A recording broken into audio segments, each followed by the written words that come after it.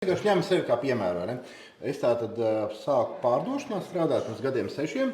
Es varēju knapi 4 vārdus salikt kopā. Tagad cilvēki skatās, domā, šis Džeks tur viens labākais runātājs pasaulē. Bet sākumā jau bija pilnīgi nulle. Un tāpēc, ka es darīju katru dienu kaut kādas konkrētas lietas, konkrētā daudzumā, es tās prasmes attīstīju. Manuprāt, tā ir viss. Nu, protams, katram cilvēkam ir kaut kādas stiprās un vājās puses. Bet es domāju, ka atrod sevi radot. Tu izvēlējies, kas tu gribi būt. Teiksim, tu gribi labi video runāt, vai ne? Tu ir skaidrs. Es tagad uzsācu 10,000 video. Un es gan jau runāšu labi, vai ne?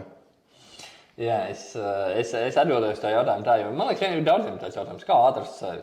Man nav sen bijis šāds jautājums manā galvā, jo sevi nevar atrast. Tas nav pabeigts teikums. Tā ir aktīva darbība ikdienā. Tā kā tu saki, tu vari sevi radīt.